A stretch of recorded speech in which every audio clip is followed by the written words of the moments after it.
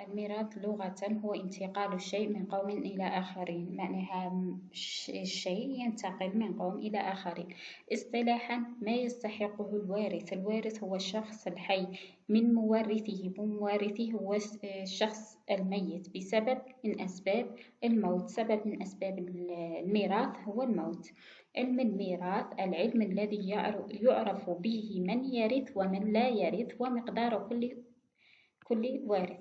مشروعية الميراث. الميراث مشروع بالقرآن وبالسنة. قال الله تعالى: للرجال نصيب مما ترك الوالدان والأقربون، وللنساء نصيب مما ترك الوالدان والأقربون مما قل منه أو كثر نصيبا مفروضا. سورة النساء. قوله صلى الله عليه وسلم: ألحق الفرائض بأهلها فما بقي فلأولى رجل ذكر. الحكمة من تشريع الميراث: منع النزاع والشقاق، ولا منع الخصومة، ما يكونش كاين نزاع وشقاق. زرع المحبة بين أفراد الأسرة. عدم احتكار المال في يد واحدة. الاعتراف بالحق الكامل للمرأة في الميراث، لأنه كاين بعض العائلات أنه والله كان في المجتمع المرأة يحرموها من الميراث، لكن الشرع خصص لها مقدارا من الميراث. وسيلة للتكافل الأسري. الحقوق المتعلقة بالتركة. الحقوق المتعلقة بالتركة: مؤن التجهيز. مؤن التجهيز هو ما يلزم الميت من وفاته إلى دفنه، من اللي يموت حتى يدفنه. هنايا مازال ما نقسمو التركة حتى يدفنه، ما يلزم الميت من وفاته إلى دفنه. قضاء ديونه، فيبدأ بديون العباد ثم بالله. ممكن الله سبحانه وتعالى يسمح ويغفر، لكن العباد ما يسمحوش في الحقوق تاعهم، لذا وجب قضاء ديون الميت. من بعد كي نقضوا ديون الميت هنا نقسموا الميراث، لا نزيدو نشوفوا تنفيذ وصايا الميت. وصايا الميت تكون في حدود الثلث، يعني إذا كان مخلي وصية، إذا كان موصي كثر من ثلث احنا ما نخرجوش كثر من ثلث، تكون في حدود الثلث. وأن تكون لغير وارث، إلا ما تكونش الوارث، لأن الوارث يرث بالشرع، تكون لغير الوارث. من بعد واش نديرو؟ تقسيم الباقي على الورثة، كل حسب نصيبه في الميراث. أركان الميراث. أركان الميراث أن الوارث هو الحي الذي ينتقل إليه الميراث أو الملحق بالأحياء كالجنين. الجنين يلحق بالأحياء. المورث الميت الذي ترك الميراث أو الملحق بالأموات كالمفقود.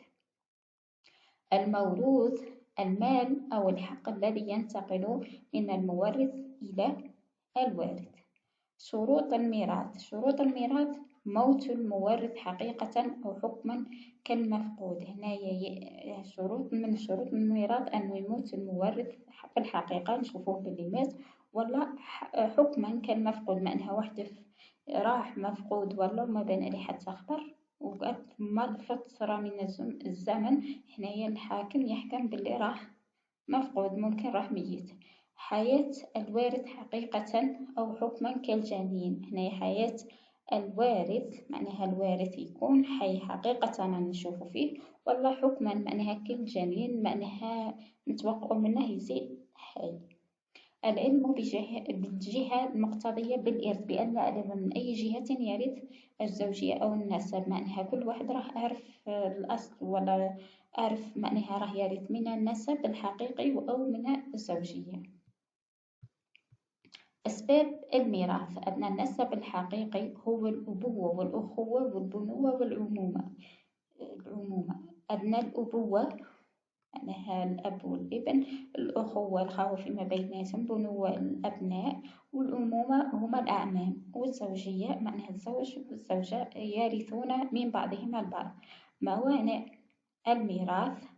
هنا موانع الميراث جمعها العلماء في عش لك رزقا. عش العين هي عدم الاستهلال، معناها هو صراخ المولود، معناها يستهل صارخا عند ولادته. هنايا عدم الاستهلال، معناها إذا ما صرخش المولود معناها راه ميت، معناها كيزيد.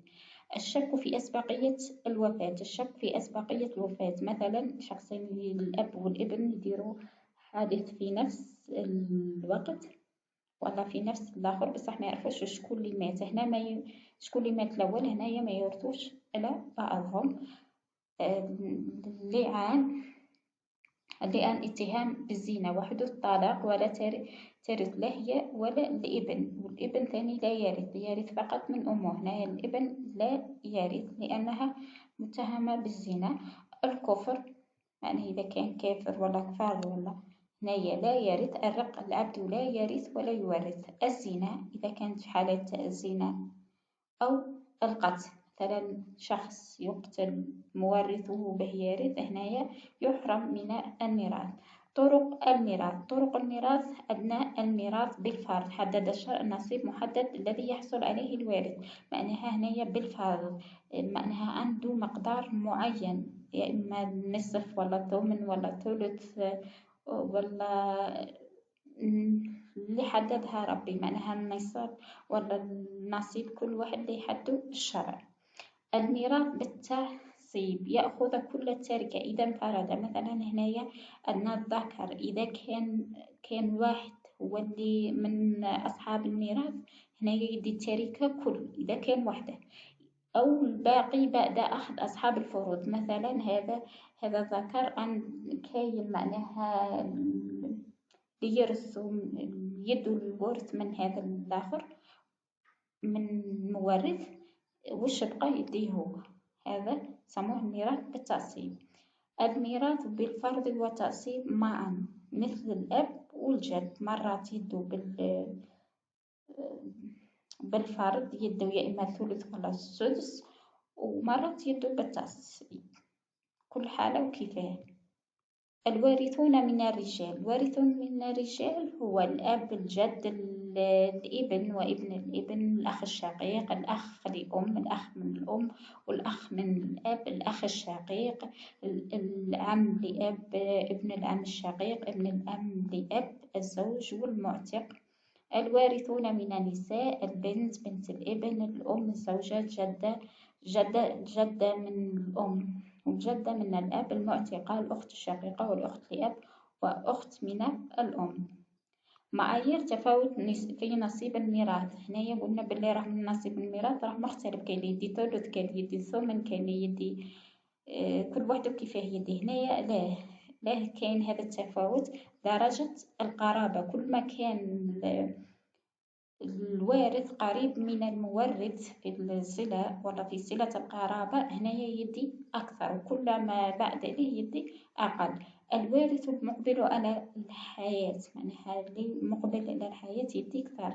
الابن المالي: كما هنايا الرجال عندهم نصيب أكثر من النساء، معناها ذاك مثل حظ الأنثيين. معناها هنايا الابن المالي لأنه يتحمل، هو اللي يتحمل مصاريف، الذكر يتحمل مصاريف الحياة.